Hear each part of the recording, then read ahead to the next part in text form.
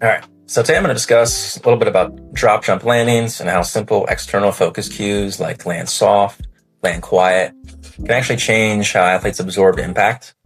And what's interesting is we're not changing strength or technique drills here. We're just changing the words we use. And these words can reshape landing mechanics in a meaningful way. And if you looked at any recent research out there, you'll see it's highly emphasized to use, land soft, land quiet, in any training environment. So sports science, strength conditioning, you name it. I want to start with the critical window, and it's when an athlete lands. It's the most important part, and it happens really fast. And the first 150 milliseconds, it's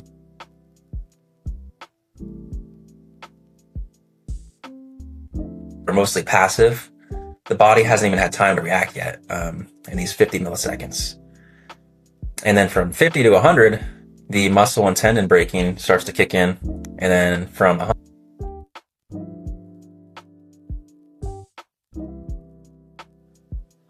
and then why this matters actually, take the ACL for example. So ACL injuries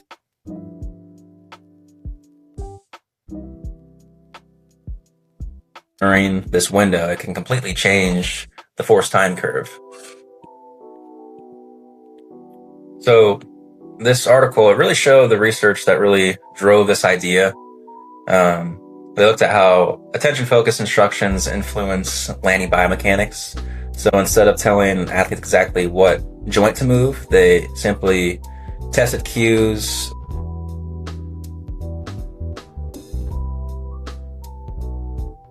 loading without the athlete consciously thinking about their knee at all. And a little more in depth of this study, they tested 4 landing conditions. So quiet, safe, soft, and a no focus control. And they used female volleyball athletes performing 50 centimeter drop landings. And then they captured full 3D knee motion, ground reaction forces, and joint moments that analyzed the entire landing using time series methods. And instead of just looking at one moment, they looked at how the knee behaved across the whole landing. And what they found was that all external focus cues reduced knee loading compared to the no focus. And of course, the soft cue consistently produced the safest mechanics. And soft, again, any research you see, that's kind of the main one that strength and conditioning and sports scientists are kind of pushing for to highly emphasize in their trainings.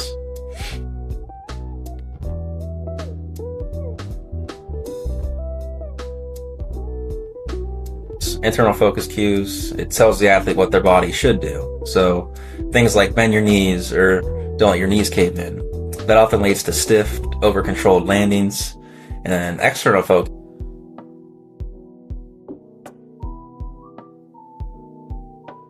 so land soft, land quiet. And when an athlete thinks about the result instead of the joint,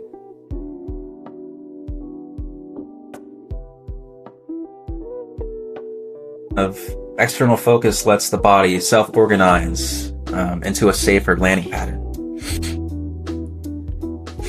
And so a little in-depth of this article I researched, when you look at the actual biomechanics, the differences are pretty clear. The soft cue produced the largest reductions in vertical ground reaction force and around 35% lower than the control condition.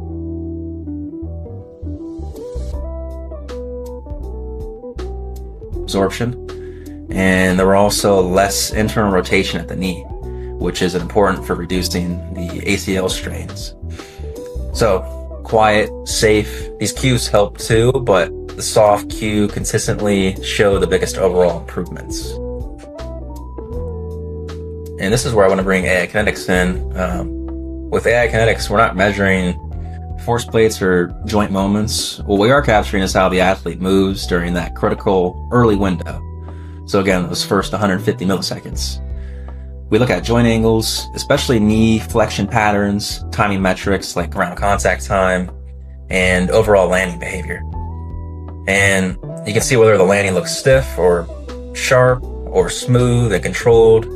And when you combine this with what we know from the research I just discussed, external focus cues, especially that land soft, they're likely to drive safer movement patterns, even when we're only using these video-based analyses. All right, so just looking at one kind of jump analysis here.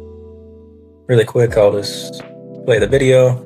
This is not slow motion, so this isn't my greatest jump here, so can definitely have some improvement.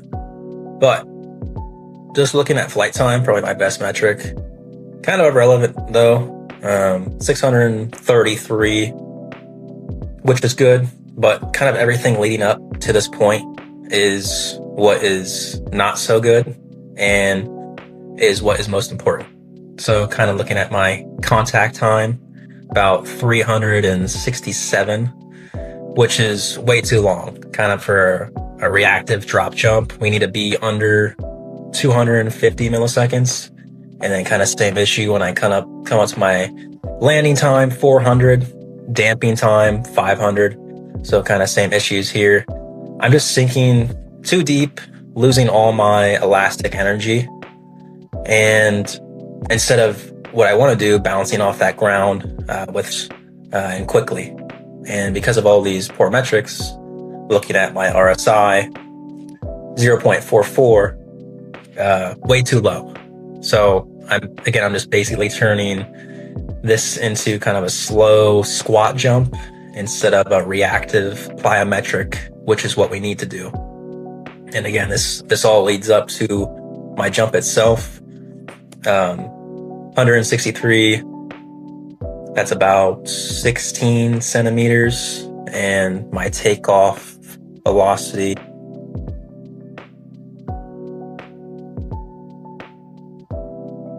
they should be. And plus my takeoff force was 358 newtons. And again, this tells me that I'm not producing force fast enough, or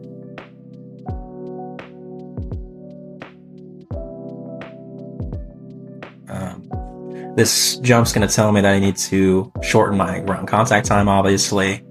Looking at posture, I think that was pretty fine. Sometimes you'll see these small cues.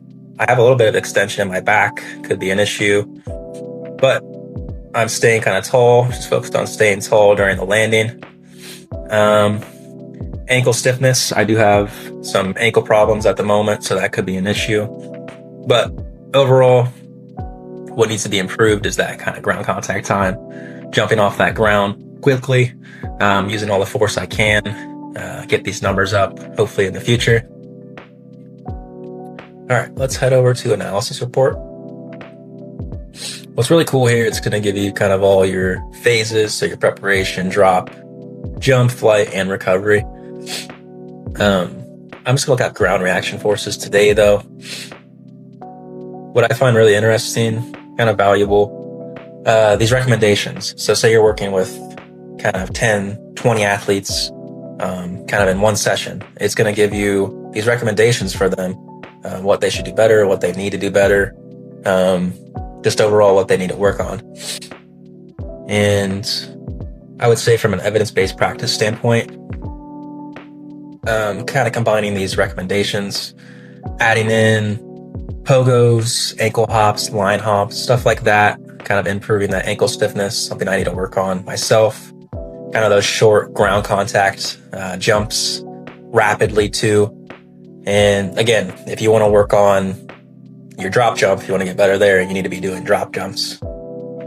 And from a performance standpoint, I would say to use that 12-inch box. It's not too symmetric training, eccentric training. Those all work and come into play in improving your drop jump. And so let's go back to my jump here. Last thing I'm going to look at, your session summary. So I think it's mainly focus on your RSI, that peak power, two very valuable metrics to look at. But overall, I think it's very valuable, especially for, a novice, doesn't know too much about data. Just give them 2 or 3 things and tell them how they can improve, tell them why it's important. I think AiKYNETIX does a really good job with that. I'm going to finish this video just talking about what future research can do. And Being a graduate student, I really am interested in research. I find it fascinating. 10, 20 athletes working in the same setting, coming from different sports, they're different ages, having that into research, it's going to, get more accuracy into, how we can improve in strength and conditioning in a private sector setting, single leg landing, and overall just kind of emphasizing those, landing soft, landing quiet cues, because overall, reducing injury, limiting those, and I think using the AiKYNETIX here, it's very valuable when it comes to this too. It's going to give you all these data points. And I think in the future, I'm going to work at what kind of training I can do, how I compare that over time. Say I go for a month, compare, my, let's say, February results to my March results. And between those times, I'm doing a specific plyometric training, and then it's seeing the accuracy of AiKYNETIX to see how well I improved over time. So I'll stop it there. We'll see what my next video is. But again, if you are supporting these videos, thank you for, the support, and I'll see you next time.